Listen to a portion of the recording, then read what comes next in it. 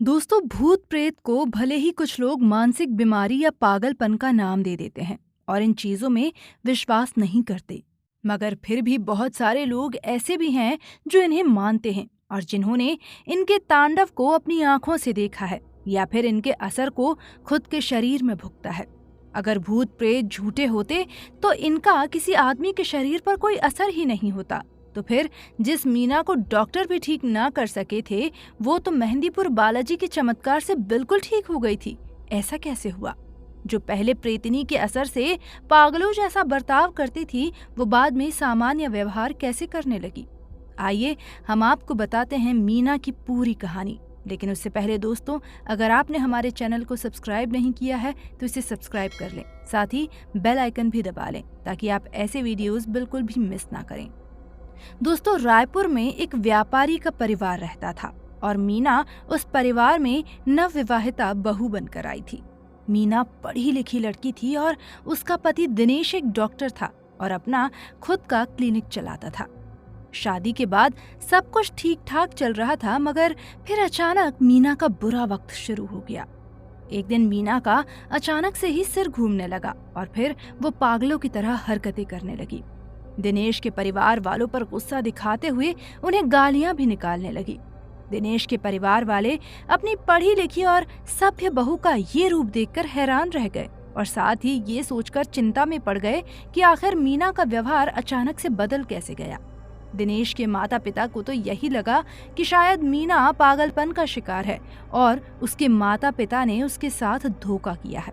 एक पागल लड़की से उनके बेटे की शादी करा दी है। इस तरह दिनेश का सारा परिवार मीना और उसके घर वालों के खिलाफ हो गया और उन्होंने मीना के माँ बाप को बुरा भला कहा।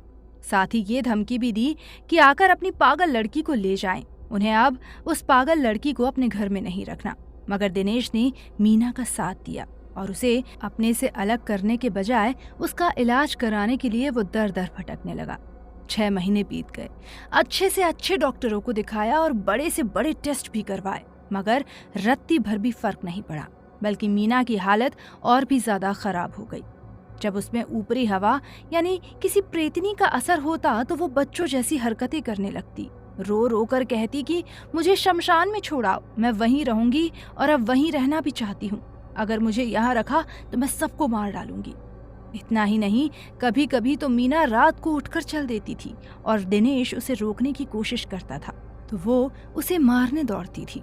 पागलों की तरह उस पर झपकती थी और उसे कई बार चोट भी पहुंचा चुकी थी। मगर बेचारा दिनेश बेबस था और सब कुछ सहकर भी अपने पति होने का धर्म निभा रहा था। मगर वो कब तक सहन करता? आखिरी में जब वो इलाज करा के थक गया तो उसे भी लगने लगा कि सचमुच मीना को पागलपन के दौरे ही पड़ते हैं और उसे उसके मायके छोड़ाने में ही भलाई है। इसीलिए न चाहते हुए भी वो उसे लेकर उसके मायके की तरफ चल दिया। दोनों कार में सवार थे और करीब दोपहर का समय था। रास्ते में एक कस्बा आया तो दिनेश फल खरीदने के लिए कार रोकने लगा और फल वाले से बात करने लगा। तो उसी समय उसमें प्रेतनी का असर हुआ और वो पागलों जैसी हरकतें करने लगी। फल वाले ने जैसे ही मीना को देखा तो तुरंत कहने लगा, भाई, तेरी बीवी में प्रेतनी का साया है। अगर तू इसे प्रेतात्मा के साये से छुटकारा दिलाना चाहता है तो इसे तुरंत मेहंदीपुर बालाजी के धाम लेकर जा। वहाँ जाएगा तो खुशहाल होकर लौटेगा और प्रेतनी से भी छुटकारा मिल जाएगा और फिर तुम्हारी पत्नी जीवन भर ऐसी हरकतें नहीं करेगी।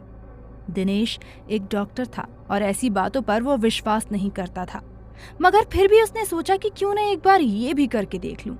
आखिर मन का वहम तो मिट ही जाएगा। यही सोचकर उसने कार मेहंदीपुर की तरफ मोड़ ली और फिर बालाजी के धाम पहुंचा। जैसे ही वो मंदिर में घुसा, वहां का नजारा देखकर उसकी रूह कांप गई।